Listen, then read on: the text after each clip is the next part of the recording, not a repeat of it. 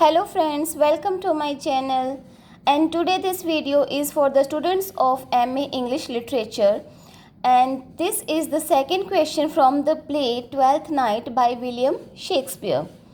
William Shakespeare का जो twelfth night जो प्ले है, there is abundant of love, वहाँ जो है बहुत सारे कपल्स हमें मिलते हैं जो कुछ ट्रू लव में और कुछ fake means they are just pretending that they are in love.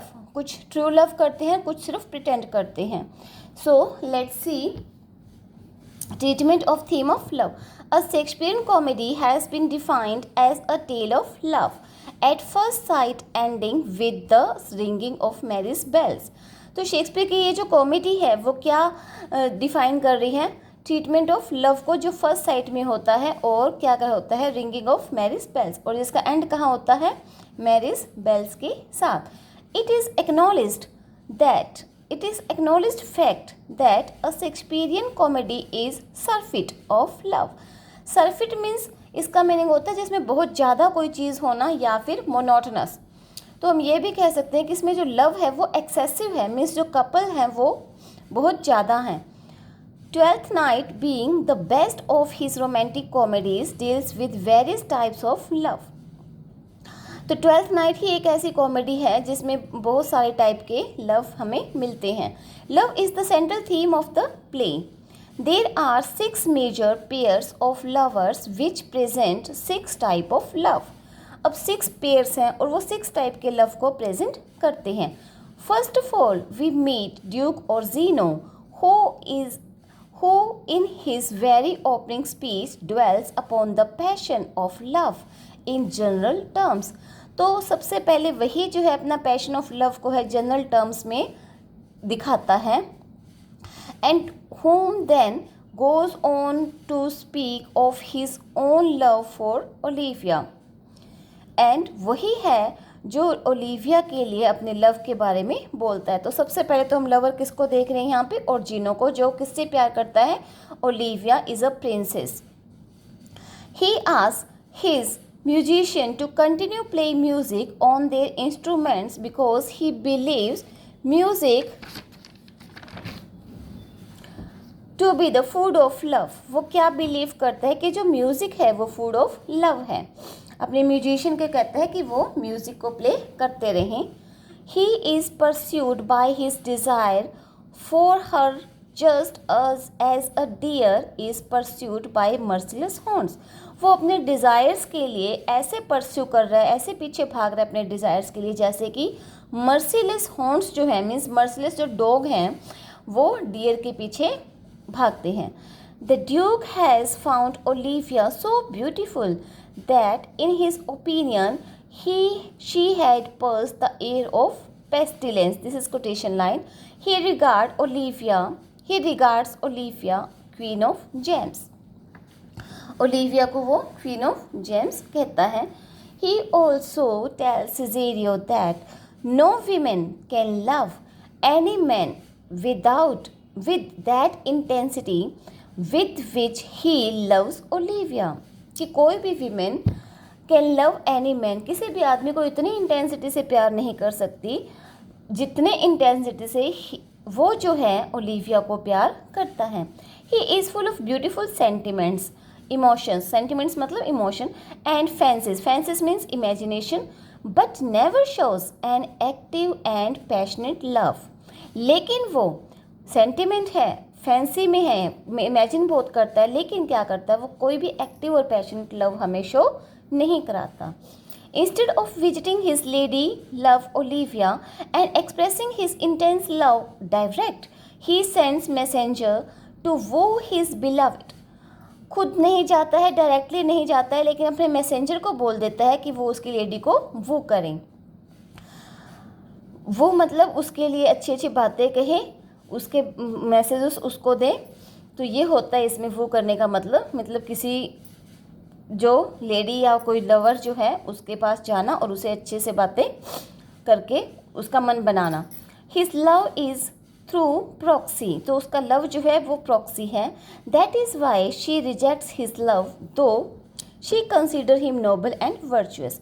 Although जो ओलिविया है वो उसे नोबल और वर्चुअस कंसिडर करती है, लेकिन उसके लव को रिजेक्ट कर देती है. I can not love him yet I suppose him virtuous. Thus Duke's love for Olivia was a kind of illusion means भ्रम, वहम, which he had been harboring for his own pleasure. According to Knight, the Duke's love is luxurious, abundant to one pervading impression. In Olivia, we see the impulsive and willful lady of the upper class living in a serious life. तो Olivia में हम क्या देखते हैं, वो एक impulsive है, एक विलफुल लेडी है, अपर क्लास फैमिली की है, लेकिन वो एक सीरियस लाइफ को जी रही है. She is self indulgent. Indulgent means kind. Her grief for a dead brother is all sentimental. तो वो तो हमें प्ले में पता चलता है कि वो उसका एक भाई जो है वो मर चुका है, जिसकी वजह से वो एक कसम लेती है कि 7 साल तक ना किसी से मिलेगी, ना किसी को देखेगी, ना खुद को किसी को अपना फेस दिखाएगी. The Duke measures her love by this standard. He exclaims, how will she love when the golden shaft hath killed.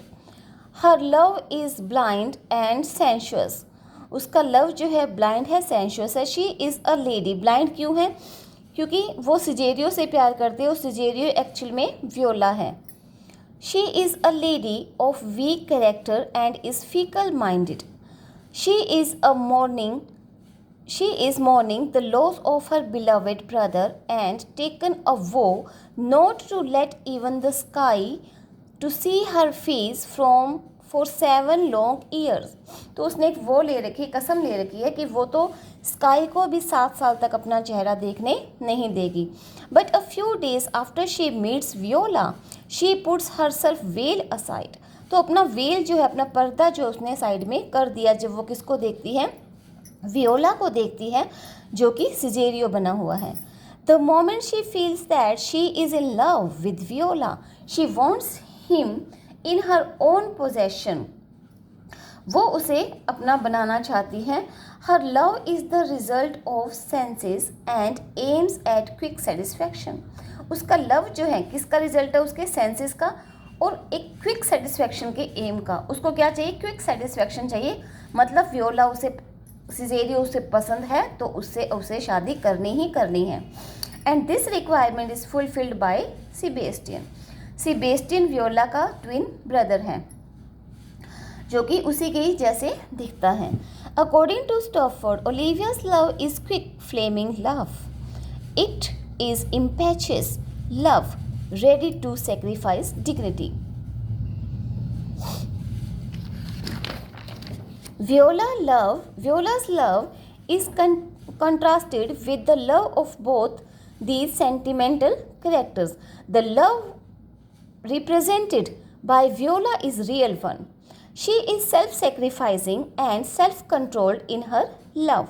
Even though she loves Duke Orsino passionately, she woos his lady for him sincerely and honestly. Viola को love जो है वो true love है. वो Duke ओर्जिनो से, जिसके घर पे वो नौकरी करती है, जॉब कर रही है, वो उससे प्यार करती है, पैशनेटली लव करती है, लेकिन फिर भी जो है वो सिजेरियो बन के उसके प्यार के पास, मतलब ओलिविया के पास उसके मैसेजेस को देने जाती है. और ये काम बहुत ही सिंसियरली और ऑनेस्टली वो करती है. मतलब उसको जेलस फील नहीं होता कि इससे मैं प्यार करती हूँ और वो किसी और से करता है. She expresses her love indirectly. यहाँ तक हम फुल स्टॉप करेंगे.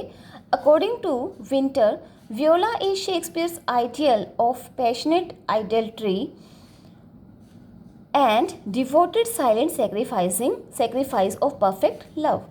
Thus the love of Viola is a true romantic love. Malvolio's love has the folly and delusion of love. और एक मेलवोलियो कैरेक्टर है जो ओलिविया के पैलेस में एक जॉब करता है, सर्वेंट है. उसका लव एकदम फुली है, डिल्यूजन है, भ्रम है, वहम है, उसको भ्रम है एक तरह से. Which is born of self love. Olivia rightly remarks about him, Oh, you are sick of love, Malvolio.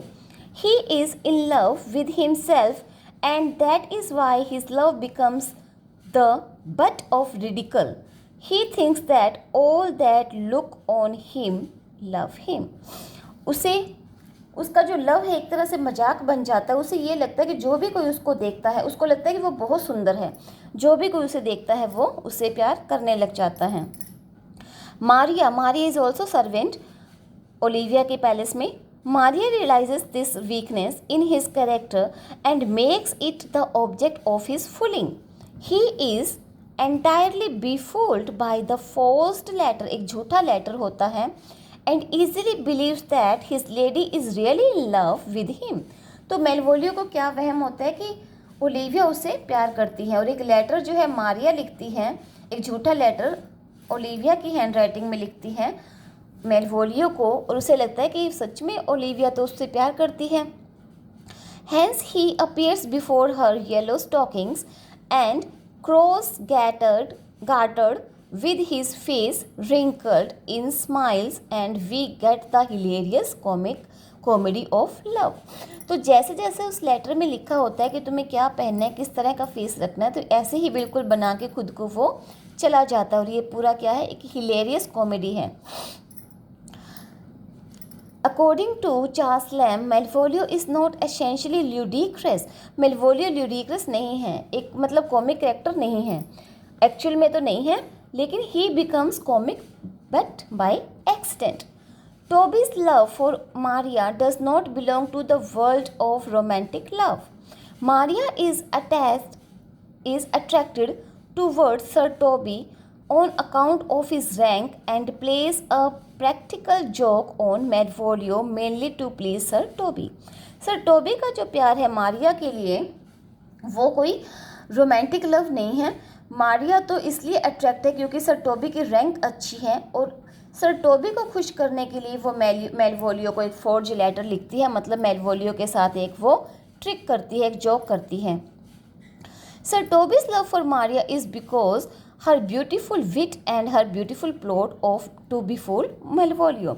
और सर टोबी जो हैं वो मारिया को कैसे प्यार करते हैं, क्योंकि एक तो वो ब्यूटीफुल है, दूसरा वो मेलवोलियो को बहुत ही ब्यूटीफुली प्लॉट बना के एक सुंदर सा मतलब एक प्लॉट कंस्ट्रक्ट करके उसको बेवकूफ़ बनाती है. Sir Andrews love for Olivia is equally absurd. Absurd means जो बहुत ही ज़्यादा बेतुका सा नॉनसेंस टाइप लगे. He is befooled by Sir Toby into believing that he can marry lady Olivia. और सर एंड्रयू जो है वो भी किससे प्यार करता है, sir Andrews love for Olivia. Sir Andrew जो है वो भी ओलिविया को प्यार करता है, लेकिन एक नॉनसेंस टाइप लव है. वो बिफूल्ड बनाया जाता है, मीन्स बेवकूफ़ बनाया जाता है सर टोबी के द्वारा. सर टोबी उसको भी बेवकूफ़ बनाते हैं into believing that he can marry lady Olivia. और उसको ये विश्वास दिलाते हैं कि तुम ओलिविया से शादी कर सकोगे, प्रिंसेस ओलिविया से तुम शादी कर पाओगे. The result is that he continues to stay with Sir Toby, who is thus able to use his purse as his own. He is foolish enough to believe that a refined and cultured lady like Olivia can ever dream of marrying a chorus drunken fool like him. और जो sir Tobey है Andrew को बेवकूफ़ बनाता रहता है कि हाँ ओलिविया जो है तुमसे शादी करेगी, और वो बेवकूफ़ बनता रहता है. और ऐसा बेवकूफ़ बना के वो उसका पर्स यूज़ करता है, मतलब उसकी मनी यूज़ करता है. और हम ये देखते हैं कि एक रिफाइंड और एक कल्चर्ड लेडी जो है ओलिविया जैसी, वो ऐसे एक कोरस मतलब एक भद्दे से दिखने वाले और ड्रंकन और फूल मतलब मूर्ख दिखने वाले सर एंड्रयू के साथ शादी करेगी. The clown we find has a sweetheart though she does not appear in the play. Clown की भी कोई स्वीट हार्ट है जो कि इस प्ले में अपीयर नहीं होती. तो now conclusion. To sum up, ये लाइन्स हम छोड़ देंगे. To sum up, Twelfth Night is surfeit of love and it deals with various types of love. तो सरफिट मैंने आपको शुरू में बताया था मोनोटनस या फिर बहुत ज़्यादा, तो हम यहाँ एक्सेसिव ले लेंगे कि बहुत ज़्यादा एक्सेसिव लव है इसमें. Treatment of love in this comedy is characterised by immense variety.